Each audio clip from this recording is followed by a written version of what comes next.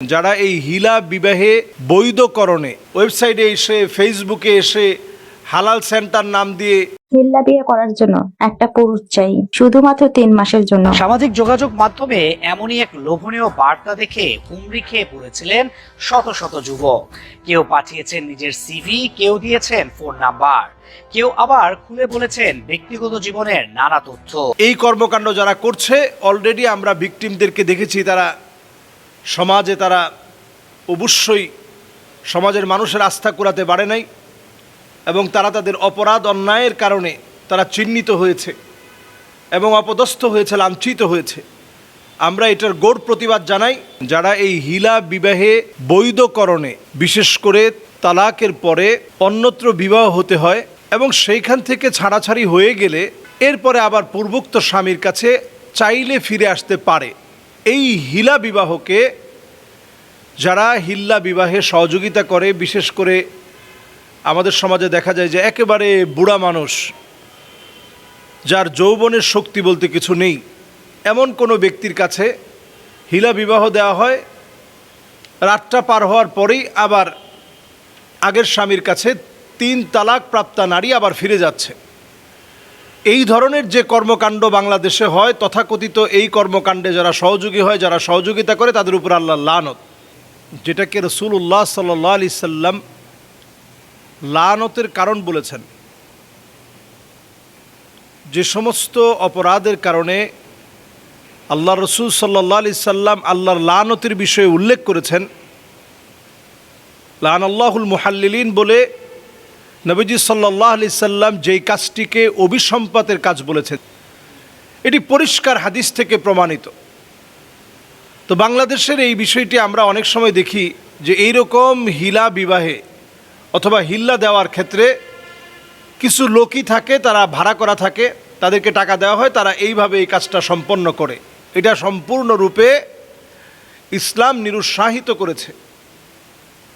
ইসলামের পদ্ধতি হচ্ছে শারঈ পদ্ধতিতে ওনার অন্যত্র বিবাহ হয়ে যাবে। ওইখান থেকে যদি সারাসারি হয়, যেমন নবীজি সাল্লাল্লাহু আলাইহি সাল্লামের কাছে জনৈকা মহিলা নবীজি সাল্লাল্লাহু আলাইহি সাল্লামের কাছে আসছে। তো নবীজি সাল্লাল্লাহু আলাইহি সাল্লামের কাছে এসে তিনি বোঝাতে চাইলেন, রিফায়ার কাছে তিনি ফিরে যাবেন। আতুরিদিনা, নবীজি বললেন, তুমি কি চাও আন তারজিই ইলা রিফাআহ, যে রিফার কাছে তুমি চলে যাবা, তুমি কি এমনটা চাও? তো যেহেতু নারী, তিনি একেবারে চুপ করে রইলেন। আল্লাহ নবী সাল্লাল্লাহু আলাইহি সাল্লাম তার কাছ থেকে সম্মতির লক্ষণ পেলেন যে আসলে তিনি চান ওনার পূর্বের জামাইয়ের কাছে ফিরে যাবেন, স্বামীর কাছে ফিরে যাবেন। নবীজি সাল্লাল্লাহু আলাইহি সাল্লাম তখন বললেন, ঠিক আছে, তাইলে তুমি তোমার পূর্বোক্ত স্বামীর কাছে ফিরে যাও। তাহলে প্রথম যে স্বামীর কাছে তিনি ছিলেন সেখানে ফিরে যেতে হলে আরও একটা বিবাহ লাগবে, এবং সেই বিবাহে শুধুমাত্র নামে বিবাহ হলে চলবে না, তাদের মধ্যে সংগঠিত হতে হবে সম্পর্ক। এরপরেই কেবল যদি ছাড়াছাড়ি হয়, তাহলে তিনি প্রথম স্বামীর কাছে আবার হালাল হয়ে ফিরে যেতে পারবে। এই বিষয়টাকে যারা এখন বিভিন্ন ওয়েবসাইটে এসে ফেসবুকে এসে হালাল সেন্টার নাম দিয়ে এই কর্মকাণ্ড যারা করছে, অলরেডি আমরা ভিকটিমদেরকে দেখেছি।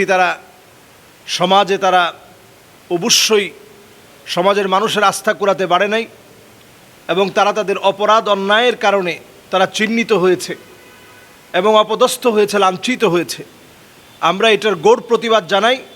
ইসলামের হালাল কোনো বিষয়কে নিয়ে যেভাবে কোনো আপত্তিজনক পরিস্থিতি সৃষ্টি করা যাবে না, অন্যদিকে ইসলামের বিষয়গুলোতে আমাদের প্রত্যেকের দরদ থাকতে হবে।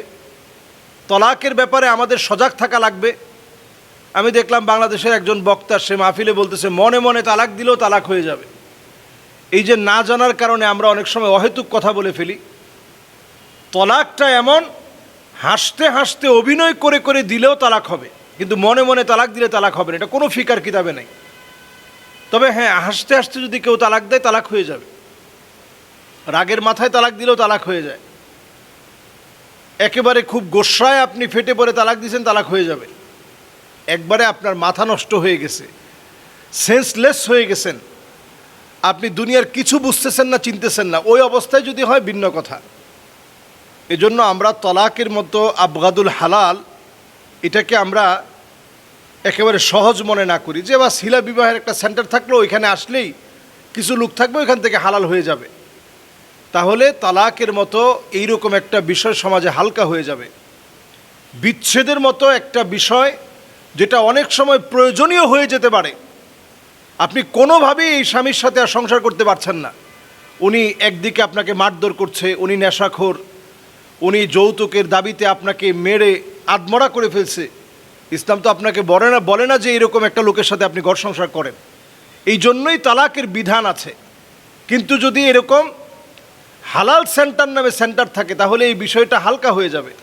আল্লাহ আমাদেরকে বোঝার তৌফিক দান করুক এবং এদের ব্যাপারে আমরা প্রত্যেকে সজাগ থাকবো যাতে করে এরা কোনোভাবেই মাথাচাড়া দিয়ে উঠতে না পারে।